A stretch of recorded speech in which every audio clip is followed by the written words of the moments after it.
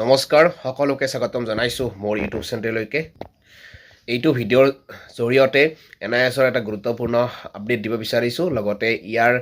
যেটো ইনফৰমেশ্যন দিম এনআইএছৰ এই ইনফৰমেশ্যনটোৱে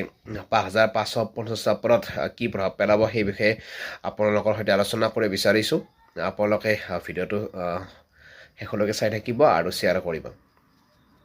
5550 ওপৰত এনআইএছৰ অহাকাইলৈ হ'বলগীয়া যেটো গুৰুত্বপূৰ্ণ শুনানি এই হিয়াৰিঙৰ প্ৰভাৱ কি কেনেকুৱাকৈ পৰিব সেইটো বিষয়ে আলোচনা কৰিম যেহেতু এনআইএছৰ প্ৰাৰ্থীসকলে 5550 ওপৰত এনআইএছৰ প্ৰাৰ্থীসকলৰ নাম অন্তৰ্ভুক্ত কৰিবলৈ অৰ্থাৎ যিসকল প্ৰাৰ্থীৰ মাৰ্কে কভাৰ কৰে অৰ্থাৎ মেৰিটত সোমায় সেইসকল প্ৰাৰ্থীক মেৰিট লিষ্টত অহাৰ কাৰণে যিকেইটা হাইকোৰ্ট কেছ কৰিছিল সেইকেইটা কেছৰ 10 তাৰিখে যদিও এটা হিয়াৰিং আছিল সেই 10 তাৰিখৰ হিয়াৰিং সম্পূৰ্ণ নহ'ল আকৌ অহাকাইলৈ এটা গুৰুত্বপূৰ্ণ হিয়াৰিং আছে অৰ্থাৎ 18 তাৰিখ অহাকাইলৈ আৰু অহাকাইলৈ হয়তো কেছ গোটেই সম্পূৰ্ণৰূপে ফাইনেলি ডিছপ'জ হোৱাৰ আশাৰে কাইলৈ গুৰুত্বপূৰ্ণ হিয়াৰিং এটা আছে আৰু অহাকাইলৈ নিৰ্ণয় হ'ব যে চৰকাৰৰ শিক্ষা বিভাগৰ 5550 ওপৰত এনআইএছক ৰাখিব নাৰাখে আৰু হাইকোৰ্টৰ পৰা গুৰুত্বপূৰ্ণ এটা জাজমেণ্টৰ কাৰণে এনআইএছৰ প্ৰাৰ্থীসকলে অধীৰ আগ্ৰহেৰে বাট চাই আছে আৰু ইতিমধ্যে যিহেতু বাহিৰৰ ৰাজ্যবিলাকত এনআইএছক একচেপ্ট কৰিছে অনগয়িং ৰিক্ৰুটমেণ্টত গতিকে সেইফালৰ পৰা অসমৰ এনআইএছৰ প্ৰাৰ্থীসকলে আশাবাদী যে অহাকাইলৈ যিটো ফাইনেল গুৰুত্বপূৰ্ণ হিয়াৰিং এই হিয়াৰিঙত এনআইএছৰ প্ৰাৰ্থীসকলক মেৰিটত সোমোৱাৰ কাৰণে হাইকোৰ্টৰ এটা ধুনীয়া গুৰুত্বপূৰ্ণ এটা ৰায় আহিব আৰু ৰায়টোৱে এনআইএছৰ ভৱিষ্যত সুৰক্ষিত কৰিব অৰ্থাৎ 5550 ওপৰত চাকৰি পোৱাত সুবিধাদায়ক হ'ব আৰু এনআইএছৰ প্ৰাৰ্থীসকলেও চিন্তা কৰিব নালাগে ইতিমধ্যে ভাৰতৰ বিভিন্ন ৰাজ্যত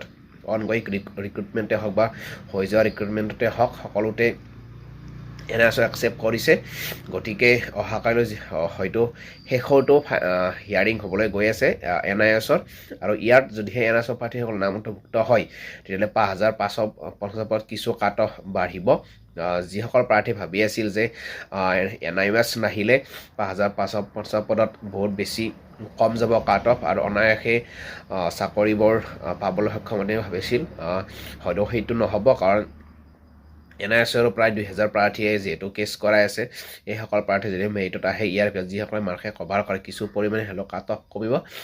আৰু যিমান ভবা আছে বহুত বেছিও নাযায় কিন্তু কিছু পৰিমাণে হ'লেও অলপ বাঢ়িব তথাপিতো কাইলৈৰ যিটো হিয়াৰিং সেই হিয়াৰিংটো যথেষ্ট গুৰুত্বপূৰ্ণ হয় প্ৰত্যেকেই আশাৰে বাট চাই আছে কাইলৈ হিয়াৰিংটোৰ কাৰণে কাইলৈ গুৰুত্বপূৰ্ণ হিয়াৰিং হয়তো পুৱাৰ ভাগতে শুনানিটো হ'ব আৰু এই শুনানিত এনআইএছৰ ভৱিষ্যত মানে কি ভৱিষ্যত বুলি ক'লে এনেতো চাৰ্টিফিকেটটো সেইটো একচেপ্ট হৈছে কোনো চিন্তা নাই কিন্তু 5550 ওপৰত যিহেতু কিছু সমস্যা হৈ আছিল গতিকে সেইটো হিয়াৰিঙৰ আপডেট কাইলৈ ফাইনেলি হোৱাৰ সম্ভাৱনা আছে আৰু এনআইএছৰ প্ৰাৰ্থীসকলে আপোনালোকে চিন্তা নকৰিব যে আপোনালোকৰ ভালৰ সপক্ষে আহিব ৰায়টো কাৰণ ইতিমধ্যে ভাৰতৰ বিভিন্ন ৰাজ্যত অনগয়িং ৰিক্ৰুটমেণ্টত এনআইএছক একচেপ্ট কৰিছে আৰু মেৰিটৰ নাম সোমাইছে গতিকে অসমতো সেইটো ৰিজাল্ট হ'বলৈ গৈ আছে আশাবাদী তথাপিতো এটা ফাইনেল অৰ্ডাৰ খুব প্ৰয়োজন সেই দিনটোলৈ আমিও বাট চাই আছোঁ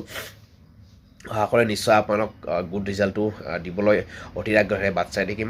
আজিৰ পৰা গতিকে এনআইএছৰ প্ৰাৰ্থীসকলৰ কাৰণে অহা কাইলৈৰ যিটো হিয়াৰিং সেইটো খুব গুৰুত্বপূৰ্ণ হয় অধীৰ আগ্ৰহেৰে আমি বাট চাই আছোঁ গতিকে আজি যি প্ৰায় 1.5 বছৰ ধৰি যুঁজি থকা হৈছে গতিকে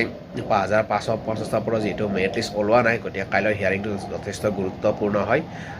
অধীৰ আগ্ৰহেৰে বাট চাই আছোঁ যাতে সোনকালেই এনআইএছৰ প্ৰাৰ্থীসকলক গুড ৰিজাল্টটো দিব পাৰোঁ আৰু কাইলৈৰ হিয়াৰিং যথেষ্ট গুৰুত্বপূৰ্ণ হয় 18 ফেব্ৰুৱাৰী গতিকে খুব গুৰুত্বপূৰ্ণ হয় প্ৰত্যেক এনআইএছৰ প্ৰাৰ্থীৰ কাৰণে আৰু আপোনালোকে ভিডিঅ'টো শ্বেয়াৰ কৰিব ধন্যবাদ